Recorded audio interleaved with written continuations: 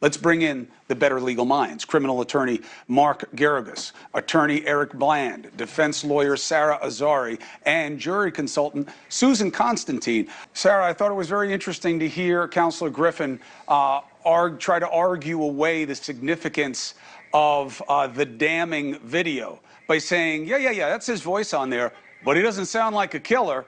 And the only reason that they didn't believe him about that is because of all the other evidence that was dumped on their head. I find that to be that is clever, it's well argued, but obviously it was found lacking by the jury. Yeah, Chris, so, you know, why that video mattered is because of the timeline that the prosecution chose, which is, you know, all of us, Mark, you, me, we're all dead because we're not using our phones right now. That was the idea. That was the timeline and the time of death. No, seriously. But you know what?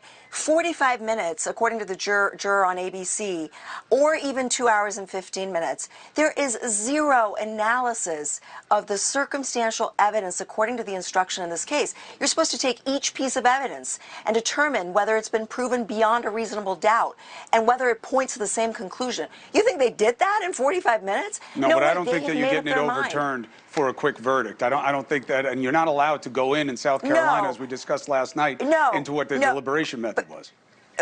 But Chris, not because of the swiftness of the verdict, but I don't take, for example, the juror yesterday was excused who was like, can I take my organic eggs with me? I don't take those eggs lightly, okay?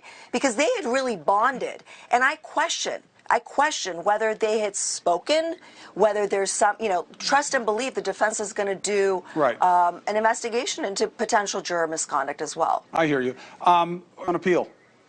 No, I'm not at all, because Alex testified, and I really think that it came down to a credibility issue. It was a referendum against Alex, and the jury just did not believe that he was telling the truth based on a whole lifetime of lies for the last 12 years. And Chris, I think you saw when I've been telling you for the last 20, 30 days about the power of the soil in our state with Dr. Kinsey and how he could bond with the jury. He was $100 an hour expert, and there was $700 an hour experts in the trial. Our state is different, Chris. It's jurors that understand the power of the Murdaughs, and this judge made it very personal in his sentence. He did not like that he gave Alex the opportunity to give him the opportunity to show contrition. Alex did not, and he got very personal about how offended he was as a lawyer, what Alex did to our legal profession. He got very offended and said, you've done nothing but denigrate SLED for 6 weeks. And then he said, you were an embarrassment to our state because you were a law enforcement officer from a family of law enforcement officers. And I had to take down the photographs and the paintings of your relatives who were solicitors in this county. So I think it's not going to get reversed. Yeah, he also really thought, Sarah, I'm tired of you denigrating my state.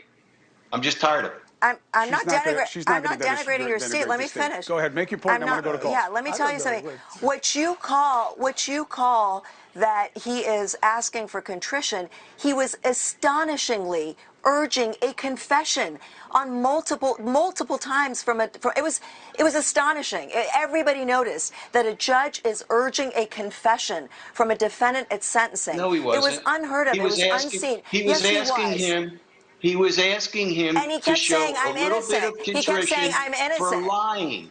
For lying. He didn't want him, he wasn't asking him to confess to murder. He wanted him to show a little contrition for abusing the justice system with the video, Sarah. I was there. You were not there, Sarah.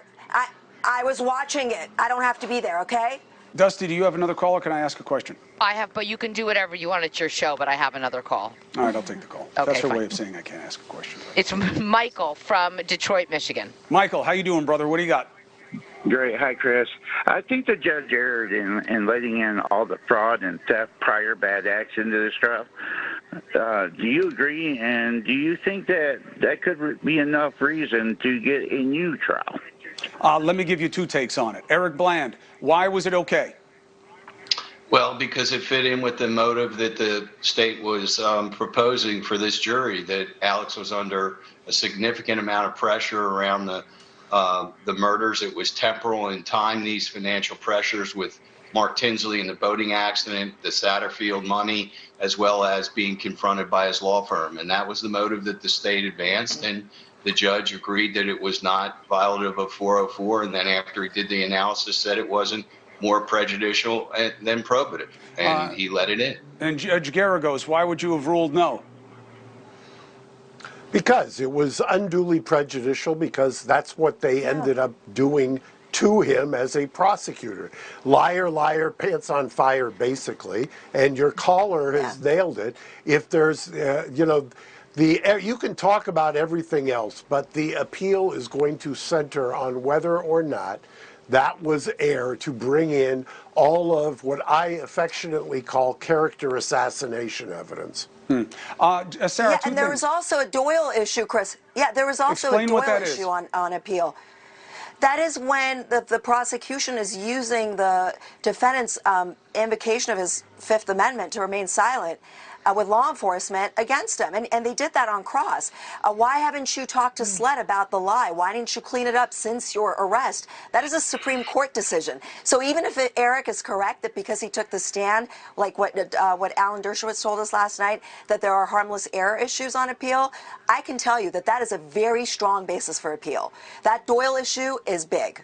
Right. And well, look, I've already bet you dinner once. I'll bet you dinner that the appeal sticks. I'm not going to dinner. We're all going to get fat off well, these bets. I've obviously been eating all these dinners myself. Let me tell you something. Yes, last word to you, There Garagos. are appellate. I'll go to dinner. Okay, I was just saying. You and me, Susan. I'll take you to dinner. The last We'll go to dinner. whether you've got an appellate issue is not going to determine whether or not you're going to get it reversed on appeal. So right. The two of those are, I hate to tell you, but the mother of the appellate judge hasn't been born, who on this record is going to reverse this case. They would have to come up with something more compelling, which is why they're going to investigate juror misconduct. Yeah, let's see. Here's what I know. Yeah, I am so grateful to the group on the screen right now. Susan, you were a latecomer here, but you were value added immediately. Thank you. Sarah, you've been helping me for way too long. If I give how long, you'll get mad at me. But thank you so much. Eric Bland, you gave us texture and understanding from jump on this that has been invaluable. And Garagos rhymes with asparagus. Nobody understands the nuance of how these things can go. That's how he told me to say his name the first time, Susan, like 20 years ago. I was like, how do I say your last name? He said, I love it. Garagos. Sounds like asparagus. Mark Garagos, thank you so much for everything, all of you. You were a gift to the audience in helping us understand.